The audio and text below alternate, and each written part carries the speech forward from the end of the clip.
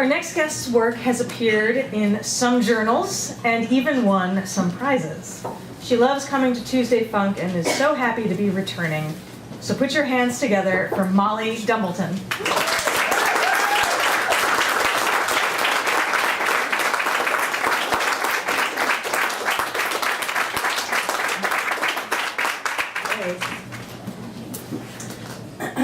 Thank you to Andrew and Eden, and thank you to Hopleaf, and also right after I'm done, I think there's like a little intermission, so head to the bar and tip generously. I'm just gonna like tremble for the first couple of minutes, and then it's gonna be okay. Trust me, people who've done this before, like she's super weird the first minute. I'm gonna do an excerpt from a story called The Mighty Woodfolk. It's an excerpt from the story. It's right in the middle of the story, so you're not going to get this like awesome resolution. But I feel like also maybe you want just some data points as a little on-ramp. So, very briefly, the main character is a 28-year-old woman who lives in an apartment by herself in Paramus, New Jersey. She just got a call yesterday that her dad has passed away. She lives in way upstate New York, so she hopped on an overnight train, arrived this morning. Her dad happened to be a hoarder, and so she's like not super excited to go to the house. So she sits on the beach and she's like almost a bottle of wine in by the time a guy from her high school appears and is like being all goofy and friendly and wants her to come up to the lake to see some of the high school folks. She's like, I can't tolerate it. He says, look, for every hour you come up to the lake, I will help you in your dad's house. And so she goes. Okay. All right, Mighty Woodfolk. When we got to the old state park, Sergio nudged his car past the old yellow gate arm and around the corner, and the lake itself was exactly the same. I don't know why that surprised me. I mean, in the life of a lake, 10 years is a blip. Obviously, everything is a blip, but it was still weird to see the exact same trees and rocks and water line all in their same places as if nothing had ever happened to any of us. I mean, this lake would remember us, our tiny bodies splashing, learning to swim. It would remember our parents before they were parents. I almost felt bad coming back to it the way I was now, as if I was letting it down, having let so much slip away while it had stayed so steady. The beach was the same too, right down to the old blue and white plastic buoy lines around the swim area where Mom had brought Josh and me for lessons. Something about the angle of the light or the direction of the breeze, I don't know, I just was suddenly so tired or drunk or hopelessly lost that it almost knocked me over. It was all so much the same that if I cupped my hands around my eyes and looked straight ahead, it could be 20 years ago, with my bare feet beneath me, my whole family still in one piece, my whole life ahead of me, as people say. Even if I took my hands away, even if I looked at everything but the cluster of people waiting on the dock, it could be 10 years ago, the summer after graduation, and Jimmy and me could be climbing off his bike and crossing this same parking lot to take out this very same boat borrowed from his dad back then. He could have one arm wrapped around me and his mouth behind my ear the whole way down the dock, and then he could be spinning me, taking my face in his hands, and saying the only thing a 17-year-old boy knows how to say in the face of something he can't understand, that it'll be okay, that she'll be okay, that I'll be okay, that everything will be okay, and why don't I come into the cabin with him for a few minutes and listen to the sound of the waves against the hull, and he'll make me feel better. And maybe for a few minutes 10 years ago, I could believe him. I mean, maybe for a few minutes 10 years ago, that would be true. He'd never even been to my house. He didn't know my mother. How could he have? His real life had nothing to do with me, and mine had nothing to do with him. And that helped sometimes, but sometimes it didn't, and it would feel worse. And he'd have to wrap two arms around me this time and whisper in my ear again and again and again until that stupid summer was a blur of crying and Malibu rum and putting my clothes back on. Hey, you okay? Sergio asked when we parked and climbed out of the car. I mean, I almost buckled when I looked down the dock. In every way that the lake had not changed, Jimmy's old crew from Leesville High had. Despite everything that had gone down that last summer, Jimmy's people had never been my people. They were easy, black leather jackets, long hair, cigarettes. I mean, I don't even know who my people were. Maybe that was part of the problem. Early on, they'd been like leftovers from grade school in the neighborhood, like good kids who tried out for drama club and studied for tests and rebelled by sneaking clove cigarettes on the playground. But by junior year, all that was gone. And by graduation, I definitely got the feeling I was just a warning to those same kids' moms who whispered, who I pictured whispering, "Poor kid," behind me when I walked by and reminding one another not to get cancer. But Jimmy's crew always clumped together in stairways, clumped together on cars, shoulder to shoulder outside the mall, or sitting in one another's laps in the courtyard between classes. They had always seemed to have one another. Jimmy hadn't even told anyone about me that summer, and I didn't bother to complain. I mean, I assumed it was because they all just seemed to date one another in a big loop, and it wasn't really worth provoking the wrath or curiosity of a Lisa Stull or a Haley Rathbone or whoever was like his main ex-girlfriend at that time. But who could ever imagine any of them getting old?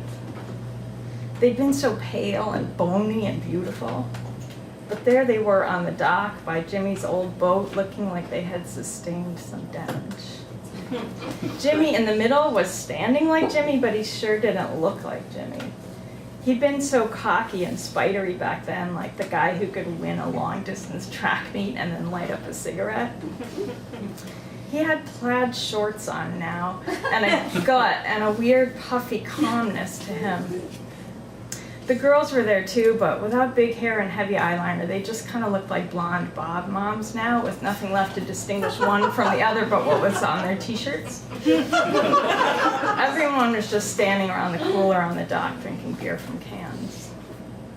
Sergio introduced me around, and everyone waved or shook my hand or raised their beers like they were meeting me for the first time, just some girl that Sergio had dug up, until Sergio said, "This is Candace, you know, our Candace from LHS." And they asked what year, and he said our year, and then the one I thought might have been Haley Rathbone said, "Wait, are you that girl whose mom had cancer? I'm sorry, is that so rude? Is that you?" The one next to her swatted her on the arm and said, "Jesus," but they all sort of turned to me anyway. So I said that was me, and no problem, it was a long time ago. And they asked how she was, and I said dead, and they said they were really sorry, and then they asked me what brought me back to town, and I said my dad died, and nobody really knew what to say about that. They were all just out of questions, just like that, and I still hadn't even made eye contact with Jimmy. Sergio grabbed 2 beers from the cooler and cheers me with a smirk and said, "Nice, very smooth." And then turned to Jimmy and said, "So, boat?" Jimmy brought us out in shifts of 3. We went second since we'd arrived last and ended up sitting on the dock drinking beers from the cooler with Dina, who'd always talked too much and still did, and who snapped up the chance to tell us about her twin girls' ballet classes. I'll be honest, Sergio was sort of perfect.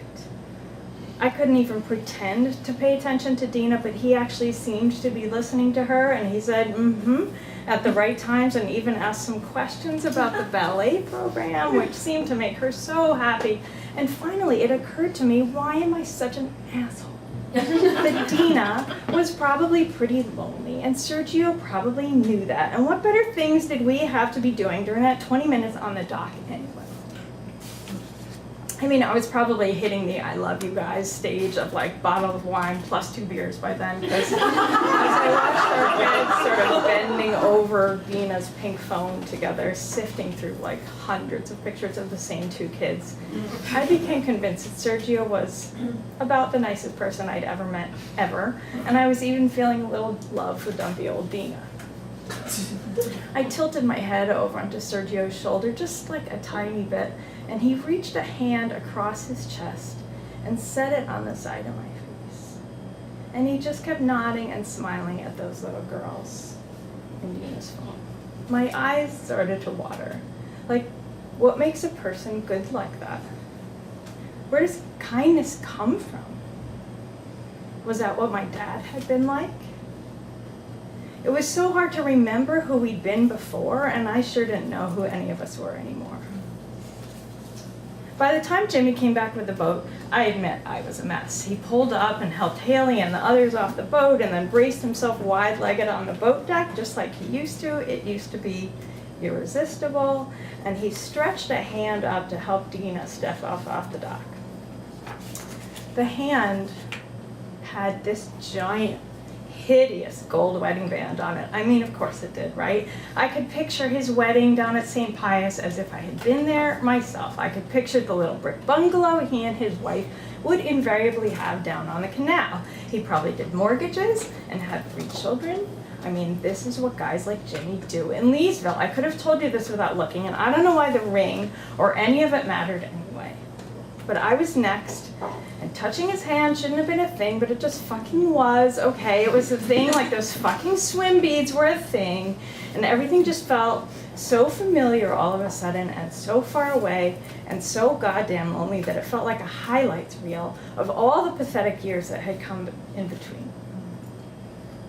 I knew I was being stupid. I was getting ready to squint away the tears that formed and smile and say the wind was getting in there, but when I looked up straight at him for the first time, he's got him too. And when I take his hand, I swear this crazy, stupid sadness passes between us, as big as all the other sadnesses in our lives put together, because it is all the other sadnesses in our lives put together into one place and looked at from far away. Too far to do anything about it, right?